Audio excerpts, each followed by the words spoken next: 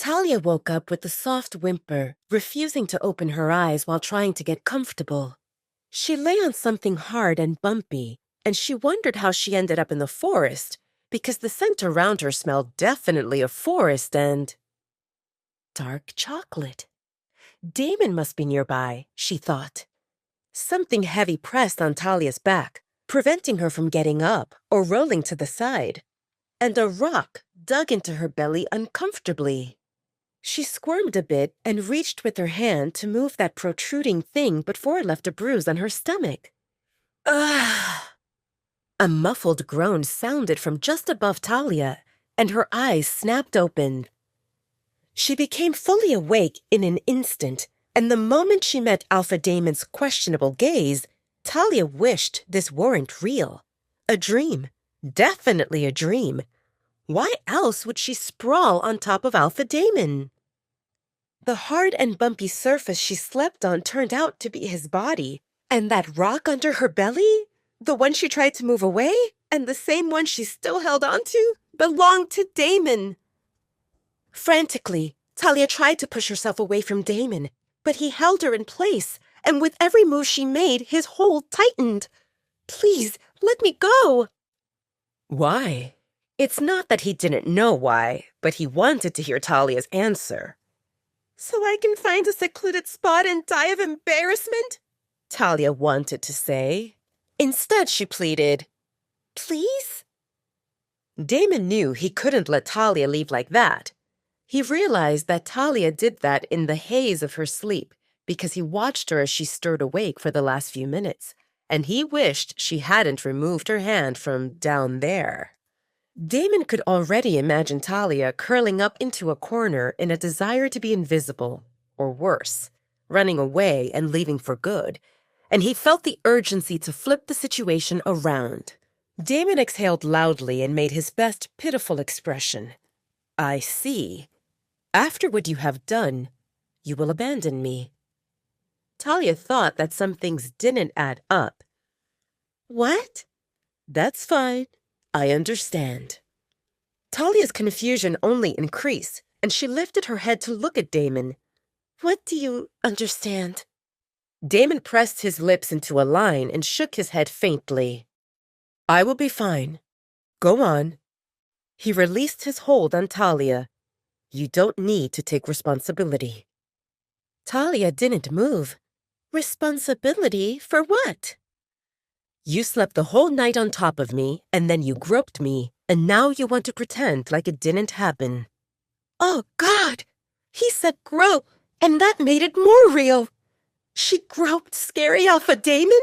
Talia really wished to disappear. I'm sorry, I didn't mean it. It happened by accident. Which part happened by accident? Do you think that changes the fact it happened? Talia suddenly realized that she still lay on top of Damon. Clumsily, she pushed herself off him, but she didn't leave the bed. She wanted to explain even though her face burned. First of all, you brought me here to sleep, so you can't blame me for sleeping here. Second, me climbing on top of you happened in my sleep. I didn't do it intentionally. And third, Talia inhaled with difficulty. Me groping happened by accident. It felt big and hard, and I thought it seemed like a rock. Damon cocked an eyebrow in amusement at her description. He turned to the side to face Talia and propped his head on his elbow before asking, So, none of that is your fault? Talia shook her head confidently. No. But it's just the two of us, so if it isn't your fault, is it mine? Well, no. Other than him bringing her to his room to sleep, which didn't count as a big offense, the rest fell on her, accidentally. Damon grinned. All right, Mrs. Blake. Since it happened without anyone's fault, we can pretend that it didn't happen. What do you say to that? Sounds good. Talia agreed immediately. If they could pretend it didn't happen, that would be for the best. Let's not mention this again. And can you stop calling me Mrs. Blake? I must call you like that because you talk back to me, Talia, Damon said matter-of-factly. Did you forget that only Luna gets to talk back to her alpha? Talia felt exasperated. So, what should I do? Just stay quiet and agree with whatever you say? Don't change in order to please me or anyone else. Blindly agreeing with Alpha suits weak wolves. Talia wanted to say that she felt weak, one of the weakest ones. Even Omegas bullied her. But before she could say anything, Talia found herself trapped in Damon's embrace again. Ah! What are you doing? Don't deny me this, my dear wife. I don't have much time until I need to start my day, and every second with you feels precious. Besides, I'm just holding you innocently. It doesn't compare to what you did to me before. Talia let out a slow breath. He talked nonsense again. Didn't they agree to pretend that the unfortunate incident didn't happen? You have a busy day ahead of you? Talia asked while trying to steer the topic to something less uncomfortable. Mm-hmm. Damon hummed in confirmation. During breakfast, I will check with Kaden and Maya if they need my input on anything urgent. And then, I'm taking my wife out.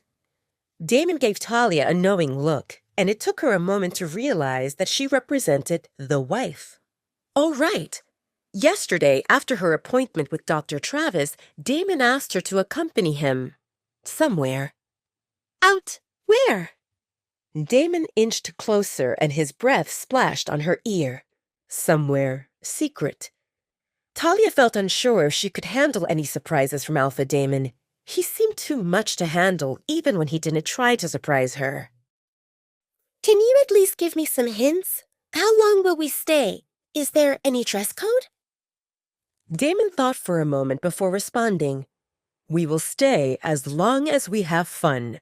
A couple of hours, but not overnight. As for the clothing, wear something comfortable.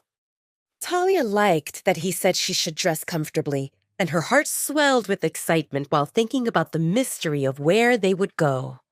Her mind flashed images related to their walk in the park, the flavor of the cotton candy, and the restaurant.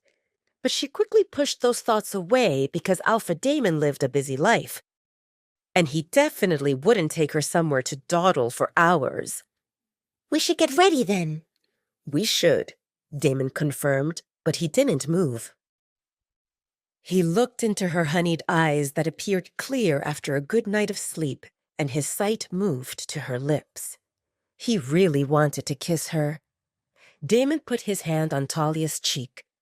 He cursed internally at the realization that even though they lay in the bed, holding each other, an invisible wall still stood between them. Do you want to shower in my bathroom? Talia's eyes widened as his words sank in. What? You slept in my bed. Do you want to get ready in my bathroom? We can take turns, or to save time. His voice trailed off.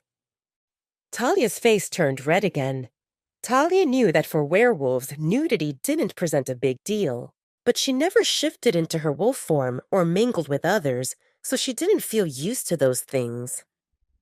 Talia remembered that on the previous night, Damon slept in her bed, and then in the morning, she saw him getting out of her bathroom. Did he treat this as a sleepover? Maybe. No need. My bathroom works fine. Okay, he said, and reluctantly released his hold on Talia. I will see you at breakfast. Talia scooted out of the bed and froze when Damon chuckled. Blue. It fits you. Talia's face fell when she realized that the only blue thing she had on herself looked like panties. Ah! The tank top hitched higher and exposed her buttocks. Talia swiftly tugged the tank top lower and dashed out of Damon's room, followed by his hearty laughter.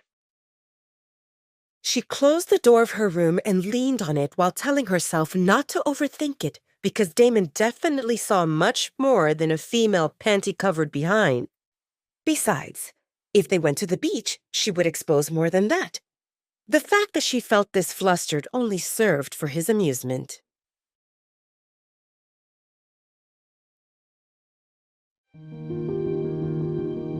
Please subscribe to the Pocket FM YouTube channel and press the bell icon for instant notification. Check out our channel for more such exciting shows.